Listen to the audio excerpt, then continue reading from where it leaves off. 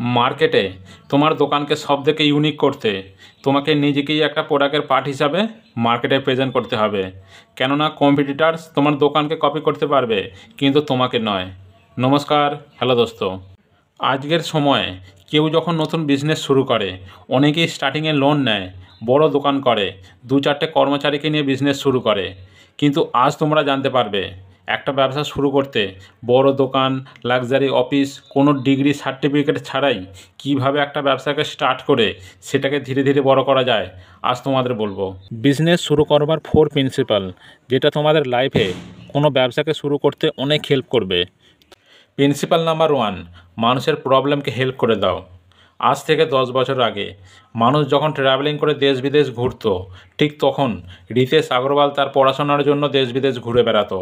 আর তখন তাকে রাত কাটানোর জন্য থাকতে হতো কোনো হোটেলে। যেহেতু পড়াশোনা নিয়ে থাকতো তখন পকেটে বেশি পয়সাও থাকতো না, তাই সে দেখতো কোথায় কম পয়সায় রুম ভাড়া পাওয়া যায় যাতে সেখানে রাত কাটানো যায়। কিন্তু সেখানে একটা বিষয় সে লক্ষ্য করে দেখতো যে কিছু হোটেল আছে যে হোটেলগুলো ভাড়া বেশি কিন্তু তাদের রুম ভালো নয়, বাথরুম পরিষ্কার নয়, বিছানা চাদর পরিষ্কার নয়, হোটেল কর্মচারীদের সার্ভিস ব্যবহার ভালো নয়। কিভাবে কম পয়সার মধ্যে কাস্টমারদের পরিষ্কার পরিচ্ছন্ন ঘর বাথরুম দেওয়া যায়, তাদেরকে সার্ভিস ভালো দেওয়া যায়, যাতে কোনো কাস্টমার যখন ঘুরতে আসবে সে যেন এখানে বাড়ির থেকেও ভালো ফিলিংসটা পায়, তবেই সে এই হোটেলে বারবার আসতে চাইবে। আর সেই ফিলিংসটাই নিয়ে এসে দিয়েছিল ফাউন্ডার রিতেশ আগরওয়াল, যেটা আমরা এখন ওয়ে রুম নামে জানি। কাজের শেষে আমরা যখন বাড়িতে যাওয়ার জন্য বাস ট্যাক্সির অপেক্ষা করি, ঠিক তখন ট্যাক্সিওয়ালা তার ইচ্ছা মতন ভাড়া বলে। যেখানে 50 টাকাতে যাওয়া যায় সেখানে তারা 100 টাকা ভাড়া চায়। ঠিক এই রকমটাই হয়েছিল একদিন ভবেশ আগরওয়ালের সাথে। তিনি একদিন ব্যাঙ্গালোর থেকে বান্দিপুর যাবে বলে ট্যাক্সি ভাড়া করে, কিন্তু ট্যাক্সিওয়ালার সাথে ভাড়া নিয়ে দু এক কথা হওয়াতে ট্যাক্সিওয়ালা তাকে মাঝ রাস্তায় নামিয়ে দিয়ে চলে যায়। তখন সে রাগে দুঃখে মনে ভেবেছিল যে এটা আরও নিশ্চয়ই বহু মানুষের সাথেই হয় আর এটা আমাকে ঠিক করতেই হবে। সেই চিন্তাধারায় কাজে লেগে যায়, যেটা আজ আমরা সকলে ওলা ট্যাক্সি নামে জানি। এই দুটো স্টোরিকে যদি আমরা একটু লক্ষ্য করে দেখি তাহলে দেখব এদের লাইফে প্রথমে একটা প্রবলেম আসে আর সেটাকে চেষ্টা করে ঠিক করবার জন্য, যেটা আজ বিজনেসে পরিণত হয়েছে। ঠিক সেই রকম তুমিও দেখো ডে টু ডে লাইফে তুমি কোন কোন সমস্যার মুখোমুখি হচ্ছ, সেটাকে তুমি কি সলভ করতে পারবে?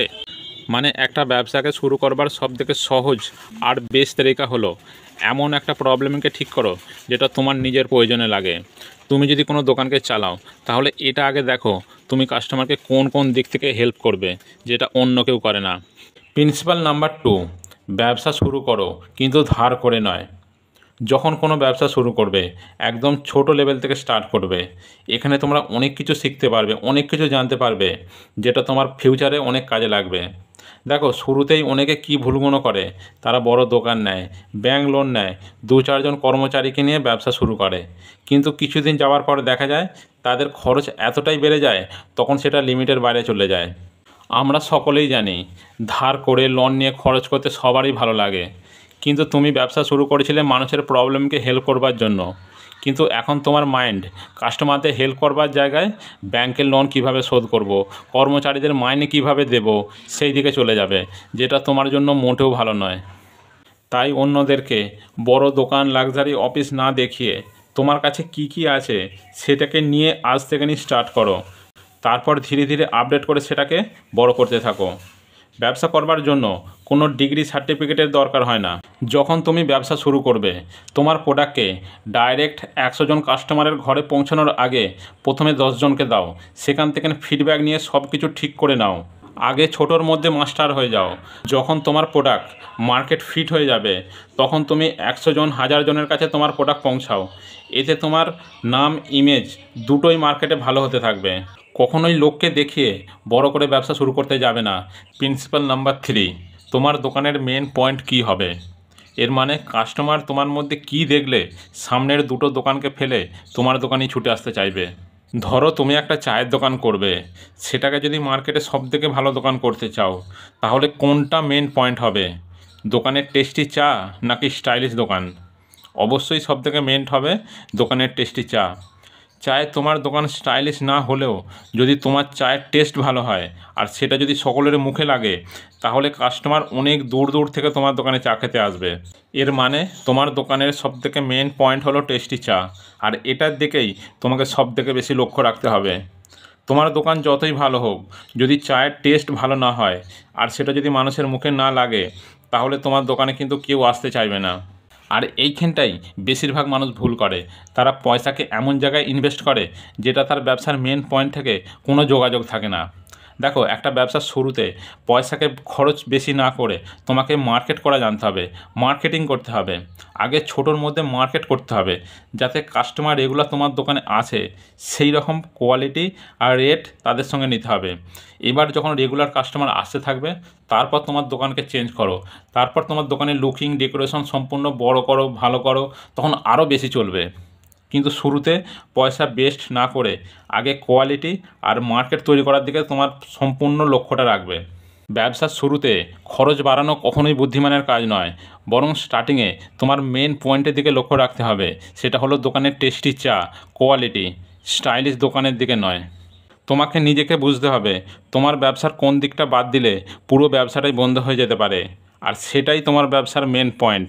আর এটার দিকেই তোমাকে সবথেকে বেশি কাজ করতে হবে। প্রিন্সিপাল নাম্বার 4, প্রোডাক্ট বিক্রি পরে হবে, আগে সার্ভিস আর কোয়ালিটির দিকে লক্ষ্য রাখো। এখানে আজ তোমাদেরকে একটা রিয়েল উদাহরণ দেব। আমি আগে হায়দ্রাবাদের বিজয়ওয়াড়া শহরে থাকতাম। সেখানে জামা কাপড়ের দোকান লাইন দিয়ে রাস্তার দুদিকেই আছে, কিন্তু আমি একটা দোকানকে লক্ষ্য করে দেখেছি, তাদের দোকানে কাস্টমারের ভিড় সব সময় লেগেই থাকে। এর কারণ কি, সেটাই আজ তোমাদেরকে বলবো। তাদের দোকানের কথাবার্তা, সার্ভিস এত ভালো, আমার মনে হয় এটাকেই তারা সবার উপরে রেখেছে। মানে কোনো কাস্টমার যেন তাদের দোকান থেকে দুঃখী হয়ে ফিরে না যায়, সেটাই তারা আগে দেখে। কারণ তারা প্রতিটা কাস্টমারের সাথে এত ভালো কথাবার্তা আর ব্যবহার রাখে, যেন পুরনো বন্ধুর সাথে কথা বলছে। তোমার সেখানে 10 মিনিট দাঁড়াতে বসে থাকতে মন চাইবে। তোমার যদি সেই দোকানে কোনো প্রোডাক্ট পছন্দ নাও হয়, তবুও তারা তোমার সাথে হাসি মুখে কথা বলবে। তোমার কী রকমের প্রোডাক্ট চাই সেটাও তারা 2 থেকে 3 দিনের মধ্যে নিয়ে এসে দেবার তোমাকে কথা দেবে। আর সত্যি এরা নিয়ে এসেও দেয়, তবুও তোমাকে দুঃখী করে পাঠাবে না। আর এটা দেখে তোমার মন থেকে চাইবে এই দোকান থেকে কিছু একটা নিয়ে যাই। কিন্তু এদেরই পাশে আরও সেম অনেক দোকানই রয়েছে, তবুও কাস্টমার সব দোকানকে ছেড়ে এনাদেরই দোকানে ভিড় করে লাইন দিয়ে দাঁড়িয়ে থাকে। এটা কিসের জন্য হয়েছে? আমার মনে হয় শুধুমাত্র এদের কথাবার্তা, ব্যবহার, কোয়ালিটি আর প্রোডাক্টের দাম এরা সব দিক থেকে ভালো রেখেছে বলেই কাস্টমার লাইন দিয়ে দাঁড়িয়ে থাকে। আর কাস্টমার কেনই আসবে না? প্রতিটা মানুষ কী চায়? একটু ভালোবাসা, মুখের একটু ভালো কথাবার্তা। সেটা যদি দিল থেকে পাওয়া যায়, তাহলে কাস্টমার কেনই সেই দোকানে যাবে না? কাস্টমারদের মনে তোমরা যদি একবার ভরসা আর বিশ্বাসের জায়গাটা তৈরি করে ফেলতে পারো, তাহলে তুমি খাবার সময়ও পাবে না। কাস্টমারদের ধরে রাখবার সবথেকে ভালো আর ইউনিক টেকনিক হলো তাদের সাথে ইমোশনই জুড়ে যাও। মানে তাদেরকে খুশি রাখবার চেষ্টা করো, তাদেরকে হেল্প করে দাও। দেখবে তোমার দোকানকে ছেড়ে অন্য দোকানে তারা কখনোই সহজে যেতে চাইবে না। তোমার কম্পিটিটরকে হারাবার সবথেকে সহজ উপায় হচ্ছে সেই কম্পিটিশানই শেষ করে দাও। তাই তোমার দোকানকে মার্কেটে সবথেকে ইউনিক করবার জন্য তোমাকে নিজেকেই একটা প্রোডাক্টের পার্ট হিসাবে মার্কেটে প্রেজেন্ট করতে হবে। কেননা কম্পিটিটার্স তোমার দোকানকে কপি করতে পারবে, কিন্তু তোমাকে নয়। লাস্ট তোমাদেরকে পুরো ভিডিওর 4 প্রিন্সিপাল আরও একবার মনে করিয়ে দেব। নাম্বার 1, মানুষের কোনো প্রবলেমকে হেল্প করে দাও। নাম্বার 2, যখনই কোনো ব্যবসা শুরু করবে ছোট লেভেল থেকে শুরু করবে। নাম্বার 3, দোকানের মেন পয়েন্ট কী হবে সেটার দিকে লক্ষ্য রেখো। এবং লাস্ট নাম্বার 4, প্রোডাক্ট বিক্রি পরে আগে সার্ভিস আর কোয়ালিটির দিকে লক্ষ্য রেখো। আবার নেক্সট ভিডিওতে তোমাদের সাথে দেখা হবে। আজকের মতন থ্যাংক ইউ।